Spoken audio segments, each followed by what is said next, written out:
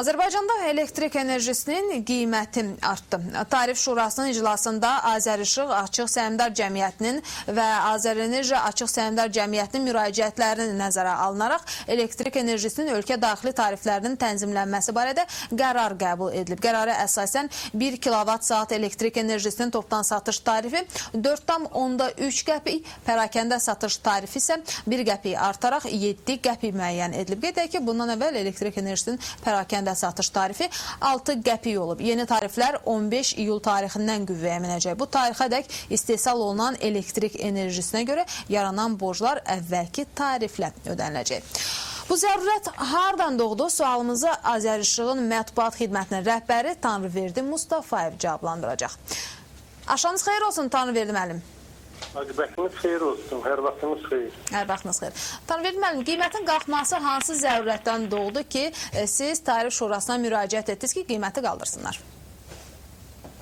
Təşəkkür edirəm. Təbii ki, artıq Tarif Şurasının məlumatında bu özünü göstərmişdi.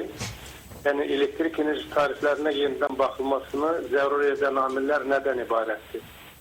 Bildiyiniz kimi, 10 ilə yaxın müddət ərzində istehsal cüzlərinin artırılması, paylayıcı şəbəkələrin genişləndirilməsi, işçilərin azaldılması, yəni bütün bunların hamısı üçün və əvvəlki tarifdən siz qeyd elədiyimiz kimi 6 qəpikdən 1 qəpik ataraq 7 qəpik olmuşdur və geniş əksini tapmışdır.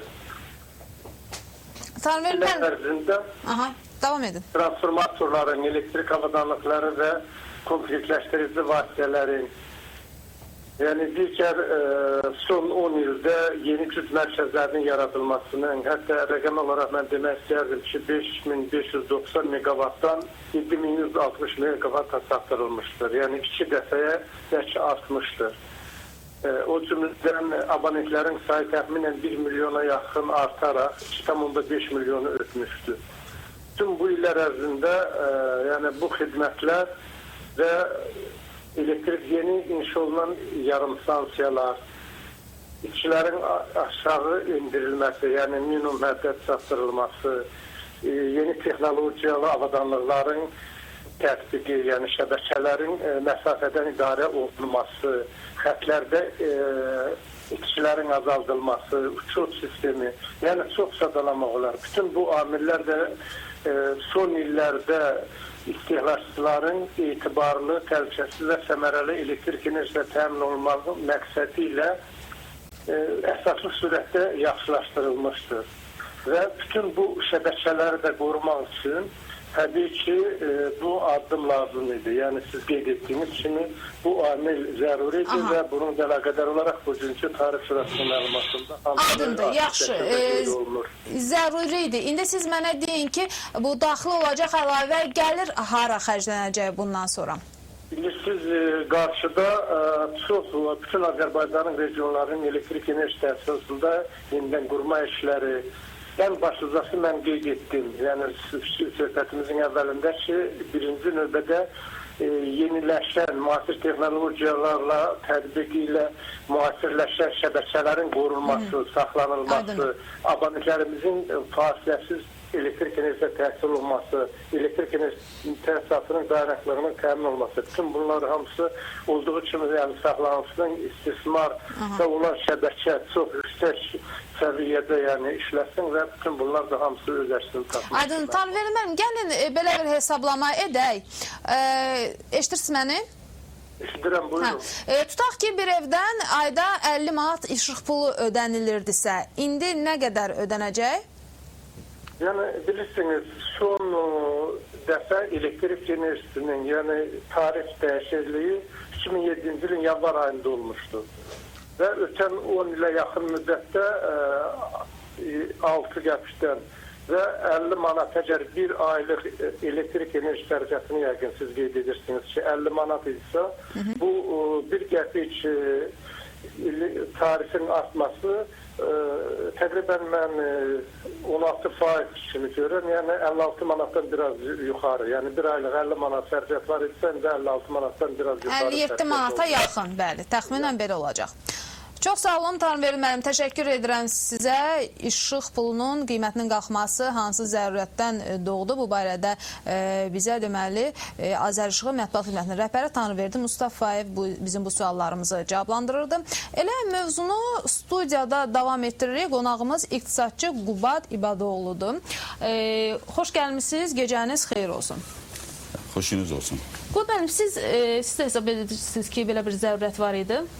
Yox, əksinə, mən hesab edirəm ki, hələ elektrik enerjisinin qiymətində endirim imkanları var idi. Çünki elektrik enerjisinin istehsalı da əsas istifadə olunan xammal qazdır və dünya bazarında neftin qiymətinin ucuzlaşması eyni zamanda qazın qiymətinin ucuzlaşmasına gətirib çıxarır. Və nəzərə alsaq ki, qaz da daxili istehsal məhsuludur.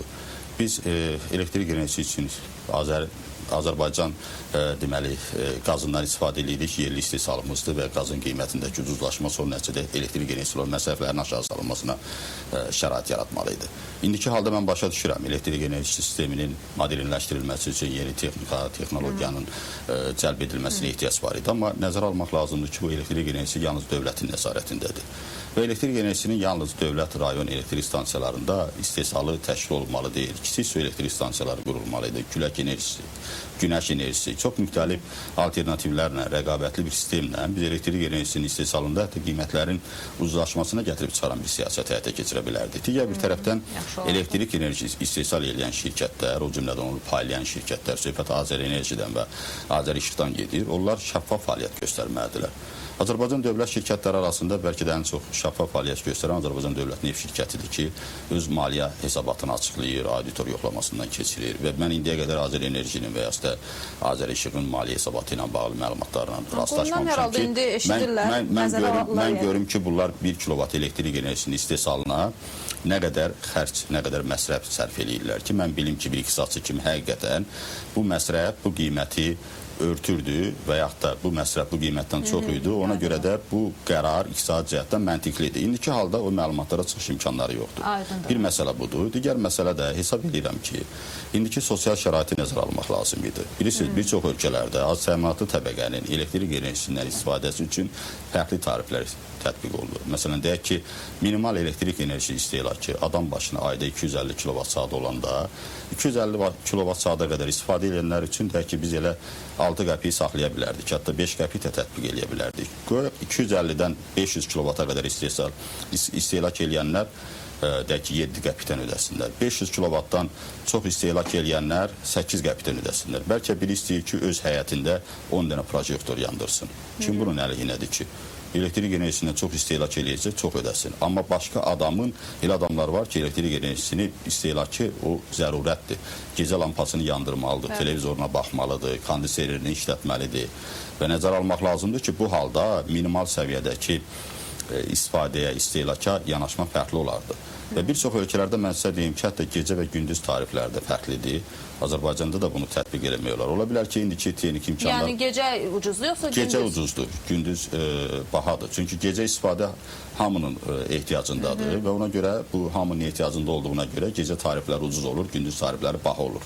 Və bu baxımdan bu istehlakçı qrupu əhali olanda bu proseslərə belə təsir göstərir. Digər bir tərəfdən axı Azərenerjinin çox etibarlı bir istehlakçı qrupu var idi. Azərbaycan enerji istehlakçıları vaxtında qiymətlərini daha doğrusu elektrik enerjisinə görə ödəyirlər. İndi qiymətləri bahalaşdırandan sonra kim ona təminat verə bilər ki, hansısa bir borc öhdəliyi yaranmayacaq. Yəni oradan da ən baha qiymət elə, yəni sudan, qazdan, hamısından bahası da elə işıq puludur. Yaxşı, bu zərurət siz deyirsiniz ki, görmürsünüz. Onda nəyə xidmət edir bu? Bilirsiniz, gəlin bir məsələni də aydınlaşdıraq. Birinci, su, elektrik enerjisi, qaz, bunlar fərqli, belə deyək ki, xərc maddələrdir. Yəni, kommunal xərclər məsələn, yox, indi rayonlarda, kəndlərdə kim su pulu verir ki? Suvarma suyuna görə pul verirlər. Hərənin qapısında bir quyusu var, bir krantı var. Gedib orada vedrə ilə su daşıyanda pul ödəyirlər ki, su pulunun qiymətinin bahalaşması daha çox Bakıya, deyək ki, şəhər ahalisinə təsir göstərir. Amma elektrik enerjisinin qiymətinin bahalaşması bütün istehlakçı qruplarına təsir göstərir və kənddə yaşayanlar da, şəhərdə yaşayanlar da elektrik enerjisini ödəmək məcburiyyətindədirlər. Yəni, bu baxımdan mən hesab edirəm ki, elektrik enerjisinin hətta bu istifadəsində istehlakçılara fərqli yanaşma daha düzgün olardı. Və digər bir tərəfdən də elektrik enerjisi enerjisinin qiymətinin bahalaşması həm də digər bazarlarda qiymət bahalaşmasını şərtləndirə bilər. Bəli, elə bu sualı verəcəkdim. Ölkədə 2 rəqəmli inflyasiya var. Yəni son məlumatlara görə rəsmi inflyasiya 10%-dən çoxdur. Elektrik enerjisinin qiymətinin bahalaşması ilk növbədə kommunal xərclərin artımına gətirib çıxaracaq. Tutaq ki, adam başına minimal istehlak təxminən deyək ki, 250 kilovat saatdırsa, bu 250 kilovat saata görə əvvəllər 6 qəpikdən olanda 15 manat ödəyirdi ayda. İndi bir adam başına 17 manat 50 köpük ödəyəcək. Orta statistik Azərbaycan ailəsi daha doğrusu 4,5 nəfərdən ibarətdir. Deməli, bu halda ən azı aylıq xərclər 10-12 manat arasında arta bilər. Təbii ki, 10-12 manat artım ailə büdcəsində indiki halda nəzərə alsaq ki, qiymətlər ümumiyyətlə bahalaşıb, ərzaq xərcləri əsas xərc maddələrini təşkil edir. Onda kommunal xərclərdə yalnız elektrik enerjisi deyil ki, qaza görə ödəniş var, suya görə ödəniş var və digər ödənişmə zərurəti yaranır və bu baxımdan mən hesab edirəm ki, bu artım ciddi artımdır. Ona görə də yəni, məsələn, mağazalarda tutaq daha çox qalxdı işıq enerjisi. Orada da yəni, sonra mağazin sahibləri ərzaqları da bahalaşdıra bilərlərmi bundan sonra? Təbii, söhbət yalnız hələ bu xidmət müəssisələrindən, istirahət şəbəkələrindən getmir. Məsələn, istehsal müəssisələri var. İstəyirik ki, biz yeni istehsalımızı qaldıraq. Ən çox enerji tutumlu istehsal müəssisələrdən biri metallurgiyadır. Metallurgiyadır ki, orada ikinci materiallar istehsal olunur, digər qara əlvan materiallar istehsal olunur. Onların da xərcləri artacaq və bütövlükdə istehsal, satış, xidmət şəbəkələrində əlavə məsrəfin yaranması son nəticədə onun qiymətində maddələşəcək. Onların istehsal elədiyi məhsul, göstərdiyi xidmətin dəyəri bahalaşacaq və bu da ümumi bahalaşmaya təsir göstərəcək. Konkret sahələr deyə bilərik, ilk növbədə hansı sahələrdə gözlənilə bilər bahalaşma, işığın bahalaşması ilə? Konkret bir neçə əsas sahələri. Məsələn, metallurgiya dediniz. Metallurgiya ən çox enerji tutumu olan bir istehsal sahəsidir. Tutaq çörək bişirmə, çörəyin qiyməti məsələn. Çörək bişirmə, emal sənayesidir, yeyinti sənayesidir. Çünki yeyinti məhsullarında bir çoxları elektrik təzgahlarında və digər belə deyək ki, istilik elektrik enerjisindən istifadə nəticəsində ortalığa məhsul qoyurlar. Ondan əlavə deyək ki, kimya sənayesidir, elektrik enerjisi sərfi kifayətlər yüksəkdir. Metro ola bilər? Təbii, metro ilk növbədə metronun xərcləri artacaq və çox düzgün qeyd elədiniz, çünki metro elektrik enerjisi ilə işləyir. Sonra qatarlar regionlara, qatarların bir çoxu elektrik enerjisi ilə işləyir. Yəni qatarların yalnız regiona deyil, bu ölkədən deyək ki, Gürcüstana və digər ölkələrə qatarla gedişatlarında da qiymət bahalaşması müşahidə olunacaq. Yəni bütövlükdə bu ümumi qiymət bahalaşmasına da artırıcı təsir göstərəcək, inflyasiyanı qaldıracaq, əhalinin büdcəsinin deyək ki, xərclərini artıracaq və bu son nəticədə hesab edirəm ki, o qədər də əsaslandırılmış qərar kimi görsənmir. Aydındır. Bəs yaxşı, insanlara işıq pulunun qalxmasının ziyanını minimuma endirmək üçün sizcə hansı bir tədbirlər görmək mümkündürmü? Yəni artıq qaldırıblar qiyməti. İndiki halda mən hesab edirdim ki, ilk növbədə o dediyim diferensial yanaşma olmalıydı. Yaxşı olardı ki, az təminatlı təbəqənin ümumiyyətlə ehtiyaclarını nəzərə alaraq minimal səviyyədə adam başına elektrik enerjisi istehlak edənlər üçün qiymət bahalaşmasın. Və digərləri üçün ola bir qiymət bahalaşmasının zərurəti yaranıbdır və mən başa düşürəm ki, indi kifayət qədər Azər Enerjinin xarici borcu öhdəlikləri var, daxildə öhdəlikləri var. Azər İşıq da bu yaxınlarda bilirsiniz ki, 1 milyard dollarlıq yeni bir çox tranşlı kredit layihəsi imzalayıb da Asiya İnkişaf Bankı ilə. Yəni getdikcə təbii ki, investisiyalar üçün vəsait tələb olunur. Vəsaitlər də əvvəllər büdcə hesabına qaytara bilirdik, amma indi büdcənin imkanları o qədər geniş deyil ki, büdcədən də ki, Azər Enerjinin, Azər İşığın biz kredit borclarını ödəyək.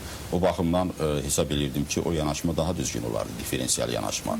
Və bu barədə bundan sonra da düşünmək gec deyil. Əgər yeni deyək ki, elektron sayğaçlar qoyulacaqsa, həm də gecə və gündüz tariflər arasında da fərqlər yarana bilər. Və son nəticədə elə eləmək lazımdır ki, əhalinin kommunal xərclərində ciddi artım olmasın. Xüsusilə də az təminatlı təbəqənin bilirik ki, bu xərcləri ödəmə imkanları əvvəlki kimi çox deyil. Çünki indiki halda manatın devalvasiyası, qiymətlərin bahalaşması prosesə mənfi təsir göstərib. Çox sağ olun, Qubad müəllim. Xatırladım ki, işıq pulunun ölkədə qiymətinin qalxması ilə bağlı biz studiyamızda iqtisadçı ekspert Qubad İbadoğlu ilə danışırdıq.